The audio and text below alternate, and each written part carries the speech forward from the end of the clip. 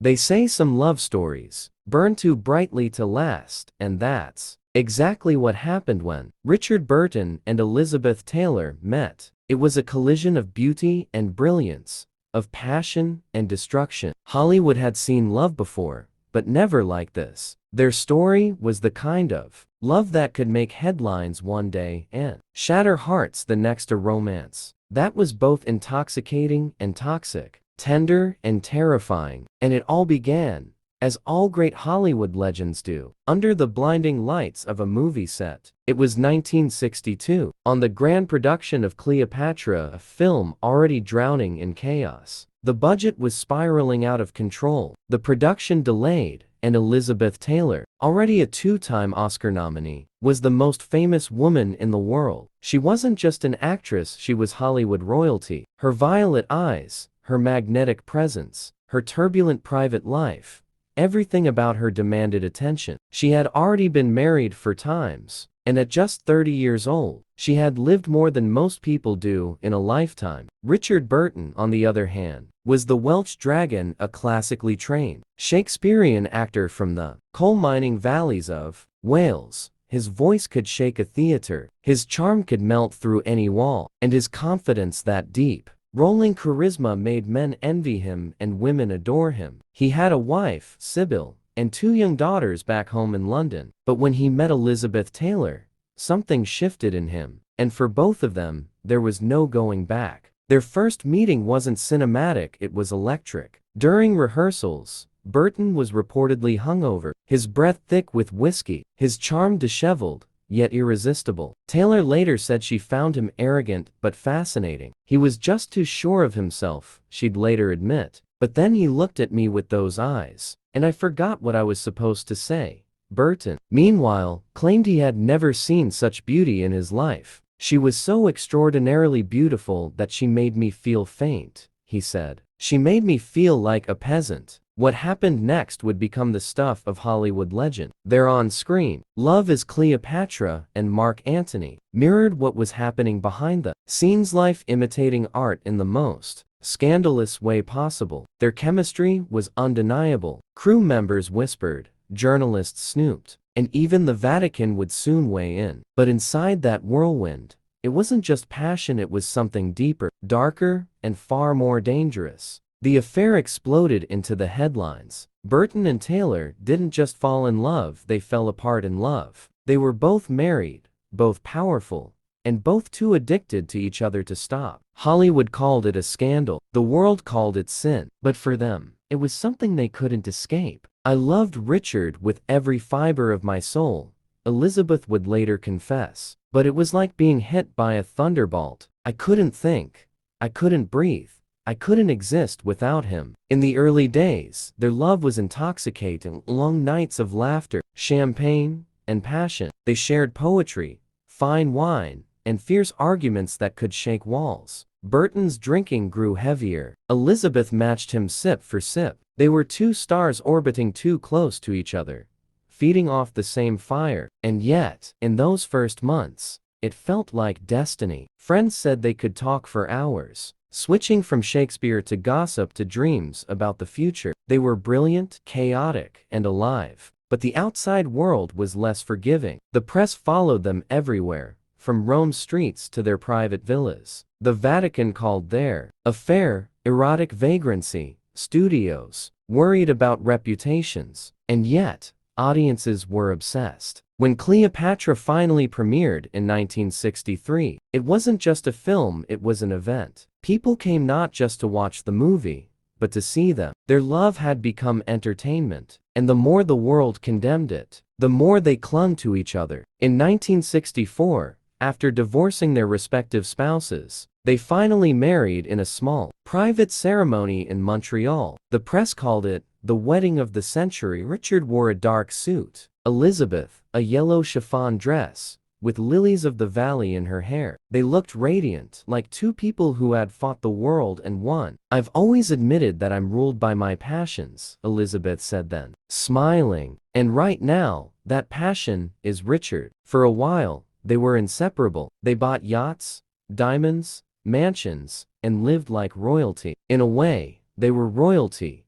Hollywood royalty. Together, they made films like The VIP and The Sandpiper, and audiences couldn't look away. Their love was as much a performance as their movies. Raw, theatrical, and breathtakingly real. They argued in public, kissed in front of cameras, and laughed as if the world's opinion meant nothing. But behind the glamour, cracks began to show. Burton's drinking worsened. Elizabeth struggled with illness and emotional exhaustion. Fame, pressure, and constant public scrutiny began to weigh on them. They loved too hard and too fiercely, and it started to consume them. "We lived on the edge of disaster," Burton once said. "It was delicious and terrifying all at once." Still, they had their moments of tenderness. Late at night, Burton would read Shakespeare to Elizabeth until she fell asleep. He wrote her letters passionate, poetic, filled with longing. One read, "My darling, my still more darling, I love you beyond belief." She kept those letters for the rest of her life. By the late 1960s, though, their relationship had become volatile. Their arguments were legendary, sometimes fueled by alcohol, sometimes by jealousy, sometimes by sheer frustration at how much they needed each other. But even in their darkest fights, neither could walk away. "We were like magnets," Elizabeth said. "Sometimes we pushed each other away, but we always snapped back together." The media called them the battling Burtons. They were a symbol of excess, of love gone wild, of two people who couldn't live without or with each other. And yet, for all the chaos, their love remained strangely pure. "Richard was the love of my life," Elizabeth would later say. But it wasn't easy. It was volcanic. In 1967, they starred together in Who's Afraid of Virginia Woolf, a brutal, emotionally raw film that mirrored their own marriage. The performance was so real, so painfully honest, that audiences wondered how much of it was acting. Elizabeth's portrayal of Martha won her an Academy Award, her second. But behind that triumph was heartbreak. The movie had forced them to confront themselves, their pain, their love, their fury, and it left scars. As the years rolled on, their love turned into a cycle of passion and pain. They'd fight, separate, reunite, and repeat. Their lives became a constant drama, the kind that Hollywood itself couldn't have written better. But what made their story so unforgettable wasn't the fame or the fortune. It was the humanity behind it. They weren't perfect. They were real. Two flawed, beautiful souls trying to find peace in each other, even as they tore each other apart. By 1974, after 10 years of marriage, the inevitable happened. They divorced. It was front-page news across the world. "We loved each other so much that it was impossible to be together," Elizabeth said. "We destroyed each other."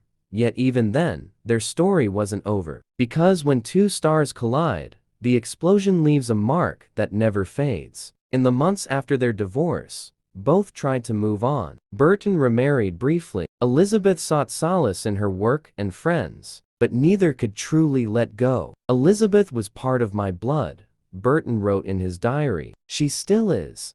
They spoke often, exchanged letters, even met secretly. The pull between them was still there, quiet, aching, eternal. Then, in 1975, they shocked the world again. Elizabeth Taylor and Richard Burton remarried, this time in Botswana. The second wedding was smaller, more private. They said they'd learned from their mistakes, that this time would be different. "I just want to be happy," Elizabeth said. "And Richard makes me happy. But old habits die hard." Within months, the same patterns returned: jealousy, arguments, passion, and pain. They were trapped in their own legend. Their love had become both a blessing and a curse. In 1976, they divorced for the second and final time. "You can't keep clapping with one hand," Richard said sadly. Still, even after the final breakup, the bond between them never truly ended. They remained in each other's hearts always. After Richard,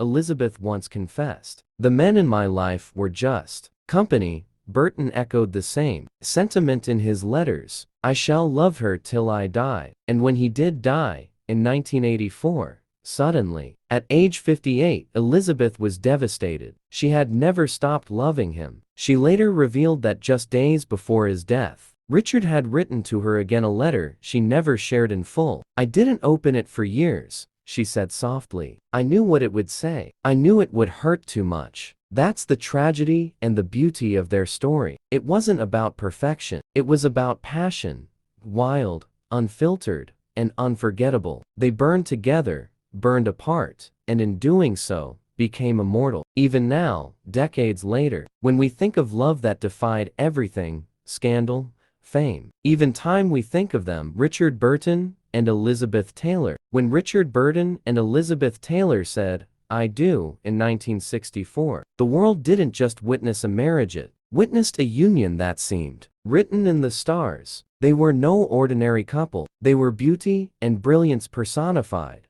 A living, breathing myth. Every camera lens in the world pointed their way. Every headline fed on their passion. But what the world saw as glamour, they lived as chaos. For Richard and Elizabeth, love was both a blessing and a battlefield. Their first years together were drenched in luxury and laughter. They lived like kings and queens, sailing across Europe on their yacht, the Charisma. They bought houses in Switzerland, estates in England, villas in the Mediterranean. Elizabeth once joked that she never knew where her jewelry ended and her body began. And yet, beneath the diamonds and champagne, something darker stirred. Their love was intense, too intense, and it began to consume them. They were never just husband and wife. They were partners in everything: films, fame, fortune, and fire. Every day brought new extremes. One moment, they'd be wrapped in each other's arms, laughing like teenagers. The next, they'd be shouting across a room,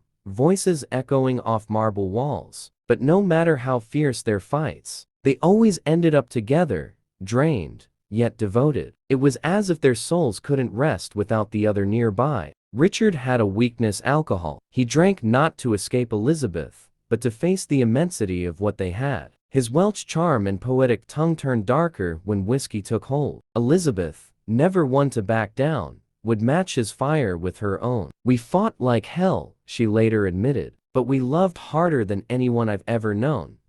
They could argue for hours, storm out, and return minutes later in tears and laughter, unable to stay angry. There was no halfway with us, Burton once said. We loved totally or not at all, and the world couldn't look away. The Burtons weren't just celebrities, they were an empire. Every move they made became news. When they bought the 33-carat Krupp diamond, it was front-page material. When they vacationed, the paparazzi followed. When they argued, even their servants became sources for tabloids. They were both trapped and addicted to the fame that surrounded them. We lived like emperors, Burton mused, but we paid the price. Still, there were moments of breathtaking tenderness. Elizabeth would sit beside Richard as he read poetry, Yeats, Dylan Thomas, Shakespeare. He'd write her letters between film sets, filled with longing and wit. You are my breath, my blood, my beauty, one read. She would keep those letters folded carefully, sometimes reading them late at night when he wasn't there. Their love language wasn't flowers or chocolates, it was words, emotion, and time. Professionally, they were unstoppable. Together, they starred in the VIPs, The Sandpiper, and, most famously, Who's Afraid of Virginia Woolf? A film that felt less like acting and more like confession. Playing George and Martha, a couple tearing each other apart emotionally, mirrored their real life. Their arguments, their pain, their connection. It was all there on screen. The film earned Elizabeth her second Oscar, and it was hailed as one of the greatest performances of her career. But behind the applause was exhaustion. They had poured their real souls into those roles, and it nearly broke them. By the late 1960s, their love began to buckle under its own weight. Richard's drinking worsened, and Elizabeth's health faltered. She battled pneumonia, exhaustion, and bouts of depression. Yet, through it all, they clung to each other like to survivors of the same storm. We were addicted to each other, she confessed. It was like a drug. Their lavish spending shocked even Hollywood. They owned homes in multiple countries,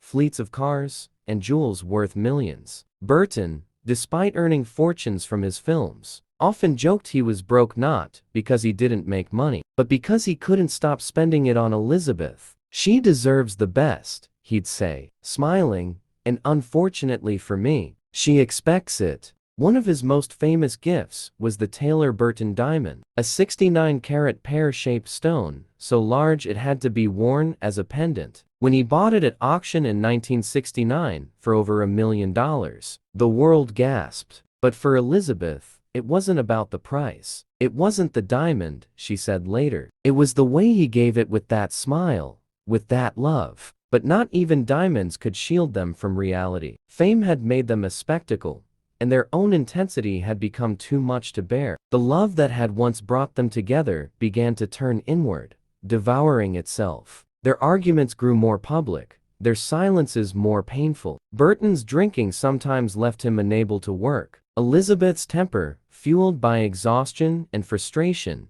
met his in full force. "We fought so hard because we cared so much," she said. There was never indifference. By the early 1970s, cracks widened into canyons. They separated briefly, then reconciled, then drifted apart again. Both had reached a point where love alone wasn't enough. Burton's health was declining from years of drinking, and Elizabeth's fame had become suffocating. "We were two volcanoes," she once said, "and when we erupted, the world shook." In 1973, they starred together in Divorce, his Divorce, hers, a fitting title for a couple unraveling. It was art imitating life yet again. They looked tired, older, weary of the constant roller coaster. The spark was still there, but it burned differently now, less wild, more reflective. They loved each other, but they were both exhausted by the effort it took to sustain that love. Finally, in June 1974, they divorced. The world was stunned. After a decade of fiery passion, the legendary couple had finally fallen apart. It was the end of an era, one journalist wrote. Elizabeth was heartbroken, but realistic. "We were simply too much for each other," she said. Burton echoed that sentiment. "You can't live with such intensity forever, it burns you alive." But as fate would have it, their story wasn't over. The bond between them was too strong, too sacred, to disappear. They kept writing to each other, phoning, even meeting in secret. Elizabeth once admitted, "Even when we weren't together, I felt his presence." And in 1975, in one of Hollywood's most shocking twists, they remarried. The second wedding, held in Botswana, was smaller, quieter, almost wistful. Gone were the photographers and the fanfare. They wanted peace, not headlines. They promised to be gentler this time, to love without destruction. "We know each other's hearts now," Elizabeth said with hope. Richard smiled, replying softly, "And we'll try not to break them." For a brief time, it seemed possible. They traveled together again, laughed, reminisced, and seemed older, wiser, calmer. But it didn't last. The old habits crept back. The same passion that once ignited their love now sparked their fights. Burton's drinking returned. Elizabeth's insecurities deepened. Their second marriage lasted less than a year. In 1976, they divorced for the second and final time. This time, Burton said, "It's for good." Even so, their bond never died. They continued to correspond, and whenever they met, there was always warmth in their eyes, the quiet understanding of two souls who had loved each other more deeply than anyone else ever could. It was unfinished, Elizabeth would later admit. It always felt unfinished. After their second divorce, they both tried to move on. Elizabeth married again more than once, but none of those relationships carried the same electricity. Burton remarried too, to a woman named Sally Hay, who brought him stability and peace. But even then, he never stopped thinking of Elizabeth. "She will always be there," he once wrote in his diary, "in my heart, in my mind, in my very bones." The world, too, couldn't let go of them. Every time Elizabeth appeared at a premiere or Burton on a stage, journalists asked about the other. They were no longer just actors. They were symbols of passion, excess, and a love story that defied logic. Even when they were apart, they remained connected in the public imagination, as if their souls were forever entangled. In 1983, years after their final divorce, they reunited professionally, one last time on stage in a production of Private Lives. The irony was almost poetic. The play told the story of a divorced couple who can't stop being drawn to each other. Audiences were enthralled. Watching them perform together again was like witnessing ghosts come alive. Their chemistry, though aged and gentler, was still undeniable. They understood each other in ways words could never express. Backstage,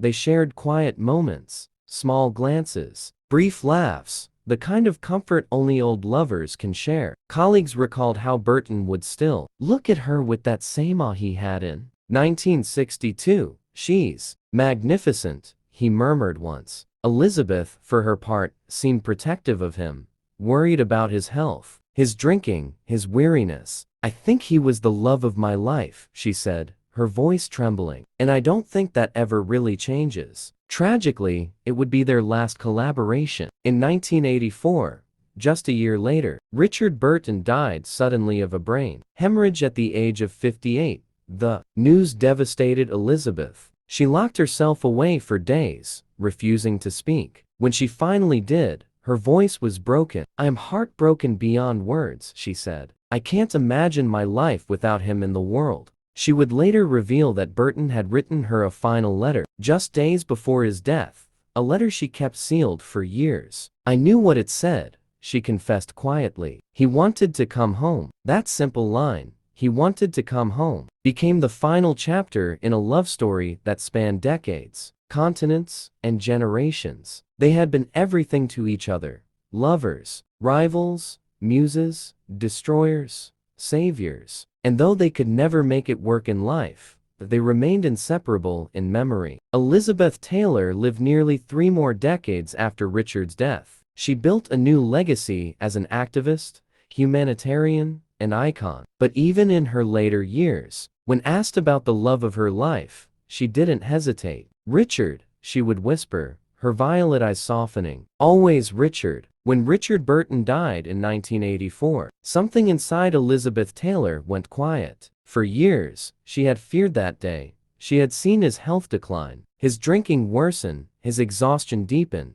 But when the call finally came, nothing could prepare her for it. The man whose laughter had filled her life, whose voice could shake her to her core, whose love had both destroyed and completed her, was gone forever. The world lost one of its greatest actors that day, but Elizabeth lost the other half of her soul. For days, she refused to see anyone. Her house was dark, the curtains drawn tight against the light. She sat alone, holding the final letter he had sent her just days before his death. A letter she would never share in full. She kept it close, folded and worn from her fingers, tracing over his handwriting. The only thing she ever said about it, years later, was that he wanted to come home. Her voice trembled when she said it, because she knew what it meant. That even after everything, even after the marriages, the arguments, and the distance, Richard still loved her. He always had. When Burton was laid to rest in Switzerland, Elizabeth wanted to be there, but out of respect for his widow,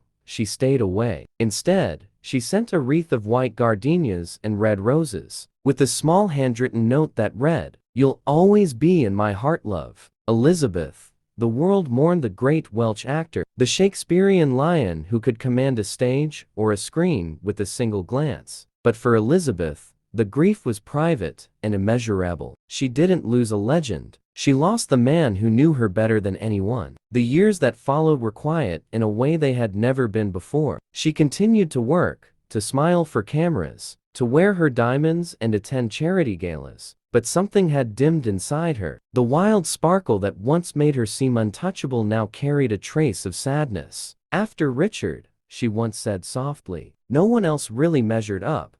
She married again to Senator John Warner, and later to Larry Fortensky, but the truth was, her heart had already chosen long ago. There would never be another Richard Burton. Even years after his death, his presence never left her. She kept his letters in a locked box, and would sometimes take them out late at night, reading his words aloud in that soft, musical Welsh accent she could still hear in her mind. "My blind eyes are desperately waiting for the sight of you," one letter read. Another ended simply with, "Love you, love you, love you."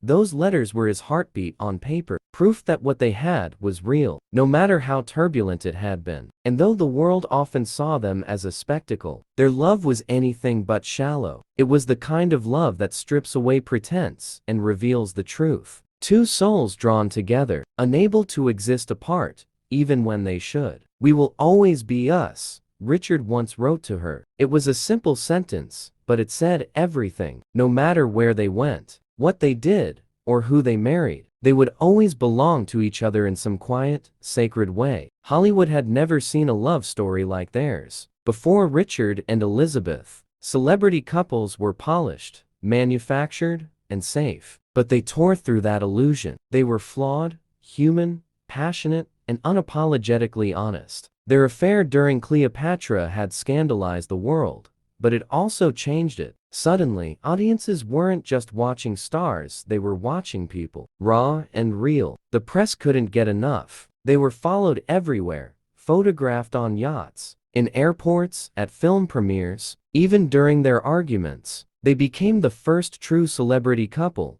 The kind of modern fascination we now see with every famous pair. But unlike most, theirs wasn't a performance. It was painfully, beautifully authentic. When they worked together, that authenticity bled into their films. Watch Who's Afraid of Virginia Woolf, or The Taming of the Shrew, and you can feel it, the tension, the tenderness, the history in every glance. They didn't need to act. Their love, their pain, their fire were right there on the screen. It was like watching lightning trapped in a bottle, mesmerizing and dangerous. They exposed something the world rarely sees, that true love can be as destructive as it is divine. After Richard's death, Elizabeth poured her energy into something else, helping others. She became one of the first major celebrities to speak openly about the AIDS crisis. In a time when fear and stigma silenced so many, she used her fame to give voice to the suffering. She raised millions through her foundation, comforted the dying, and stood beside them when few others would. "Richard taught me how to live," she said once. "He taught me courage, and I carry that with me." In her later years, she was no longer just the glamorous movie star, she became a force for compassion, a symbol of grace through pain. Still, behind that strength, her memories of him remain. Friends said she kept a photograph of Richard by her bedside, one where he was laughing, cigarette in hand, his eyes full of mischief. That was how she wanted to remember him. Not the troubled man who drank too much, not the actor worn down by fame, but the man who recited poetry to her under the stars, who could make her laugh until she cried, who called her "my little Welsh girl," even though she wasn't Welsh at all. When Elizabeth Taylor passed away in 2011, nearly 3 decades after Richard, fans left flowers at both their resting places, hers in Los Angeles, his in Switzerland. Some left notes, quoting their lines from Cleopatra and Virginia Woolf. Others left 2 roses tied together with ribbon. It was as if the world, even after all those years, still wanted to bring them back together. Because their love had become more than a story, it had become a symbol. After her death, some of Richard's private letters were published, offering the world one last glimpse into what they shared. One letter read, "If you leave me, I shall have to kill myself. There is no life without you." Another, written years after their second divorce, said, "I still wake up, reaching for you." Those words silenced any remaining doubts about what they truly meant to each other. Their love might have been chaotic, but it was real. Heartbreakingly, beautifully real. Elizabeth's own words matched that honesty. In one of her letters to Richard, she wrote, "You are my heart. You are my life. You are my forever." They weren't love letters written for the world. They were private confessions between 2 people who had lived a lifetime in each other's arms. Maybe that's why their story still captures the imagination of generations. Because despite all their fame, their love was deeply human, messy, flawed, passionate, and true. Even now, decades later, their faces linger in memory. Elizabeth, with her violet eyes, radiant and untamed. Richard, with his rugged charm and soulful voice. Together, they represent a kind of love that's almost extinct, the kind that consumes, that defines, that lives on long after death. They didn't have a fairy tale. They had something better, something real. In one of his final diary entries, Richard wrote, "She is beautiful beyond belief, and I will love her until I draw my last breath." Elizabeth kept that quote close to her heart, and when she was asked, near the end of her life, who the love of her life was. She smiled softly and said, "Richard, always Richard." Their story is not one of perfection, but of passion. Two souls who dared to love completely even when it hurt. They lived loudly, fought fiercely, and loved endlessly. Their romance burned brighter than the Hollywood lights that tried to contain it. And though the years have passed and the cameras have gone dark, their legend remains a love that defied the world, and in doing so, became immortal. Because in the end, Richard Burton and Elizabeth Taylor didn't just play out a love story. They were the love story, the kind that only happens once and never fades.